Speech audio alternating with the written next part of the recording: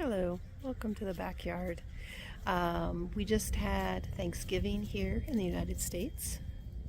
Good afternoon to Nala there. And just taking a break from household chores to be outside and get some fresh air. It is pretty chilly today.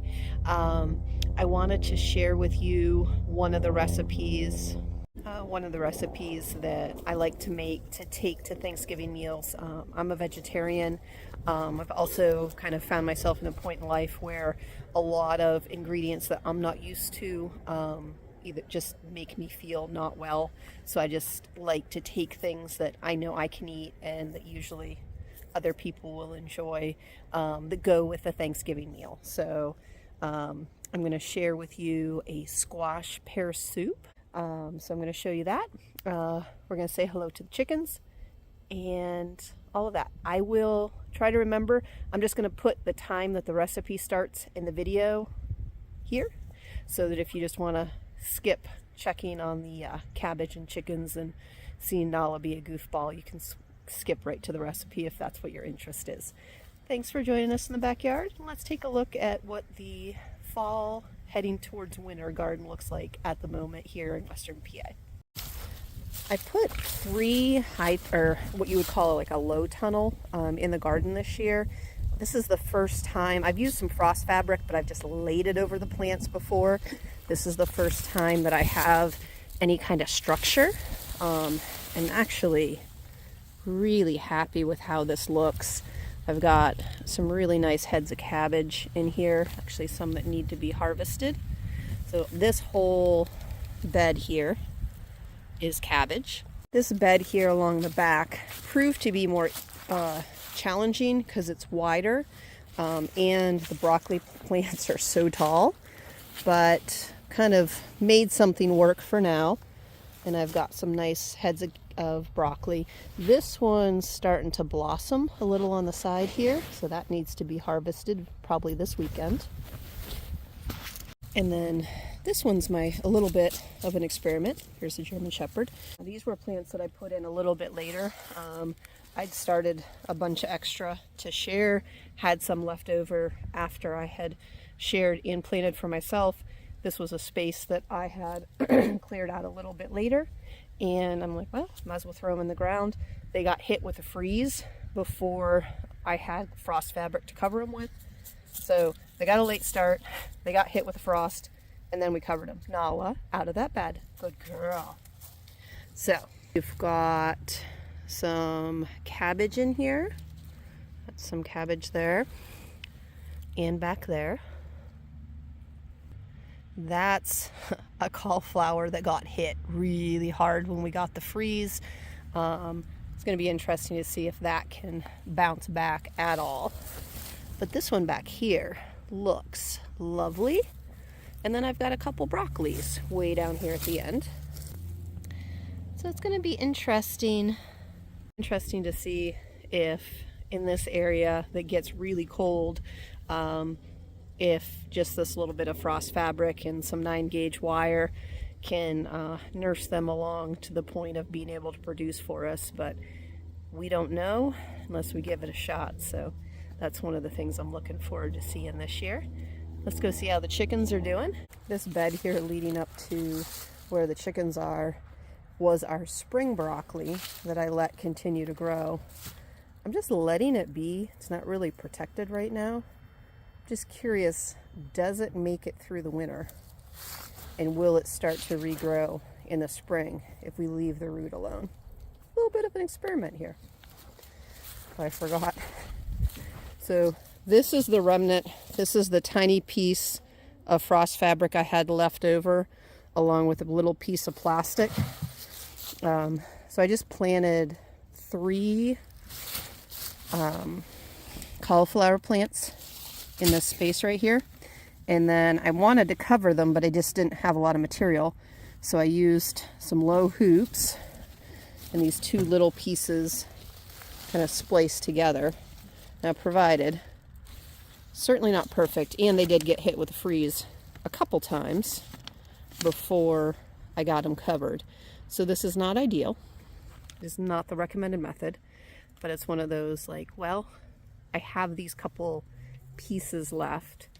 If I cover it, will I get a harvest? One way to find out. Hello, ladies. We're down to 6 hens. We lost a couple, one in the summer, one more recently. They are older. They're 4 and 5 years old. We keep them in like a high tunnel on deep bedding. They're making compost for us during the winter here. The system works great. We've got a few more things to do to kind of shore it up for winter, kind of enclose the end where I'm sitting right now. We've got a metal water and like a hot plate. It's not hot, but it just keeps the metal plate from freezing, or the metal water from freezing. And then one of our chickens there is demonstrating why it's just so good to keep them on deep bedding. It gives them something to do there. And as they're pecking and scratching and flinging the bedding about, they're breaking it into smaller pieces and moving it towards compost and mixing their manure in. I had a cabbage head right there, a little cabbage that wasn't doing so great, so they got to eat that, and whatever they don't eat, they'll mix into the compost as well.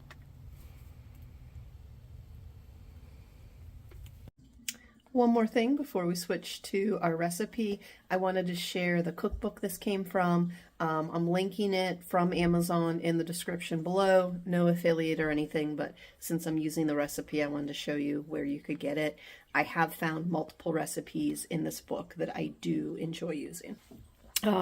So I've had this book about 20 years or so. It's the Vegetarian Epicure. So I don't know if we still can consider it new. The recipe that I used was from page 117, butternut squash and pear soup. I've made this so many times since I've had this cookbook. A lot of people have started making it because I've made it for them. So it's I think a very doable recipe. Sometimes when we're cooking in a way that we're not necessarily comfortable with, like if we're not comfortable with cooking vegetarian, if we're not comfortable cooking with garden fresh ingredients or cooking with a whole squash, sometimes these recipes feel uncomfortable. And this is one, I've been making this since I was in my 20s. I'm no longer in my 20s and I still enjoy it. So thank you for joining me. Here comes the recipe. The thing I love about this one is it calls for onion, butternut squash, and yams or sweet potatoes. To me, I use those interchangeably. And then these are some of our other ingredients. Now, it does not call for canned pears.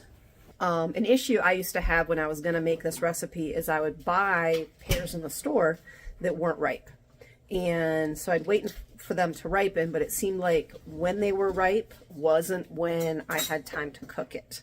So I wouldn't make it when I first bought the pears, and then they'd end up going bad before I had time. Like, it just didn't, the timing never worked out. So if I buy canned pears and I already have onions, I have butternut squash, and I have sweet potatoes out of the garden, I can make this dish.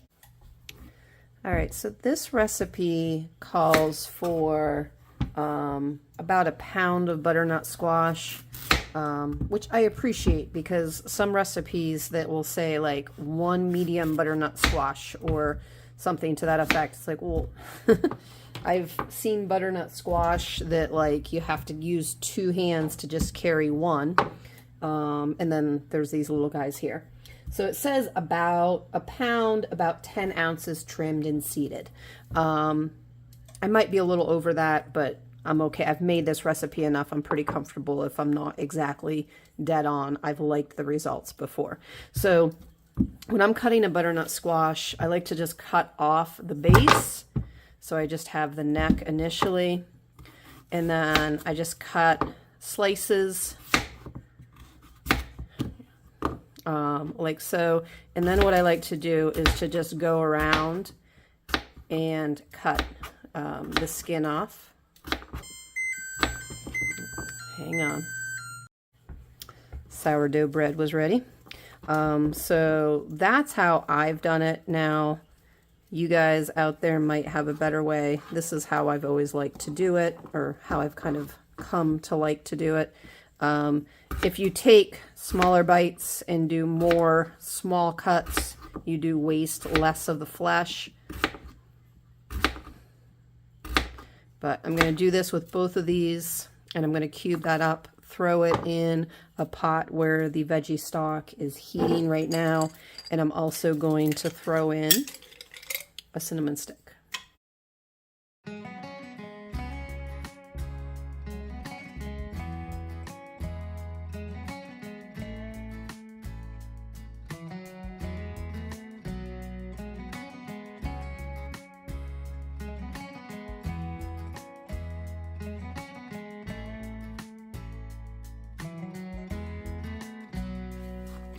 Alright, the butternut squash is in. I missed that one. Maybe I'll put that one in too. So I'm going to peel and dice up this yam. This end looks like it wants to grow. So I'm going to cut this off right about there and put this section in a pot of dirt for next year's sweet potatoes. Shall it decide to continue to grow, this will be some of next year's harvest. So that part right there, see if that works. Love a good experiment.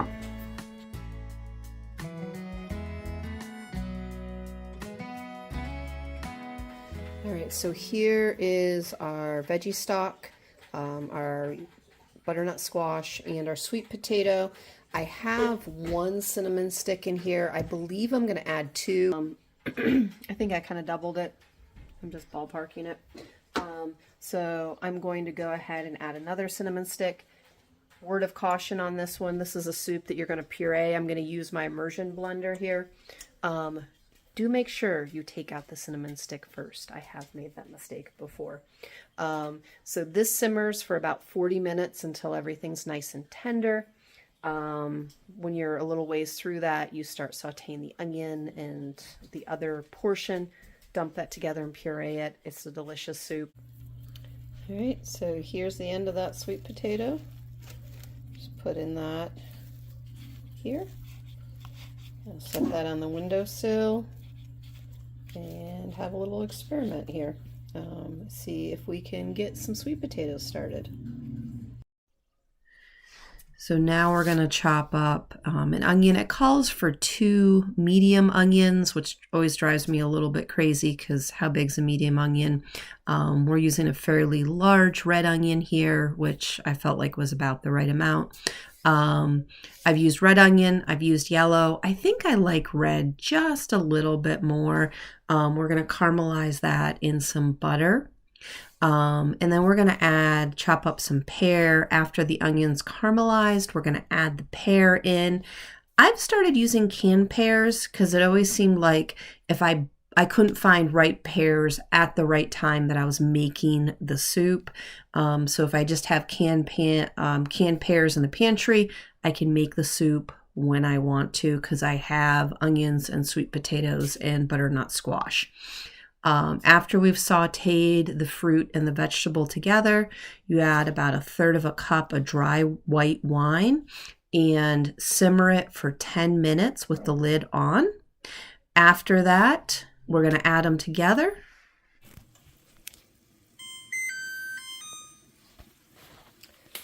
All right, we started our soup yesterday.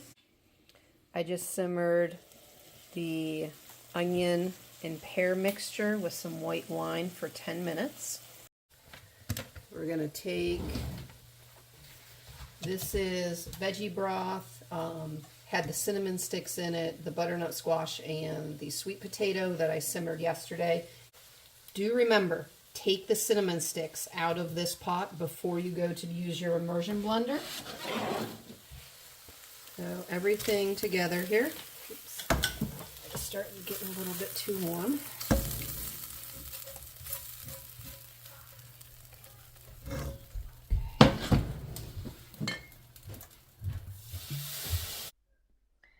So here, as I added the pear mixture into the soup, it had started to brown just a little bit underneath, so I poured a little bit more wine into the pan to kind of loosen the flavors in there and get those into the soup. And then I'm using my immersion blender here. Now you could use another kind of blender. I have found for making these types of soups, an immersion blender is just such a wonderful tool to have. I use this a lot. And I also mentioned that I had made this over 2 days. That is not necessary. I had just made the first part of the soup ahead of time because today is Thanksgiving and had a lot of things to make and I wanted to make sure I had time to do all the things we had planned. Soup's ready. I'm actually just putting it on the warming zone on our stove. It needs a little bit of half and half and a little bit of white pepper. Actually, I might add the white pepper now so that can kind of meld. The white pepper, proceed with caution. Do not shake the white pepper directly over because it's really fine and you can get too much really, really easily. This is all that I'm adding right now. Do a light sprinkle over the soup. I'm going to stir that in and let those flavors meld. I'm going to add the half and half. I'm going to add the half and half later. That way it's a little easier kind of with everything going on with everybody at Thanksgiving. So I don't have to worry about it boiling or getting too hot when I'm not paying attention to it. So I can put the half and half in later. I've made it without the half and half plenty of times because that's just usually not something I have in my pantry, and it tastes delicious like that too. All right, thank you for joining me for a kitchen day / walk through the garden / look at the goofy German Shepherd. Actually, I had to put her inside. The neighbors came out and she was fairly certain that they wanted to play with her. And it's difficult when I have my attention focusing other places where I want to make sure that she doesn't get herself in trouble or make anybody uncomfortable. So she went inside the fence for now. But I did just publish a short of her really wanting to come in and see the chickens. She is so cute and so sweet with them. She is fairly certain they want to be her absolute best friends.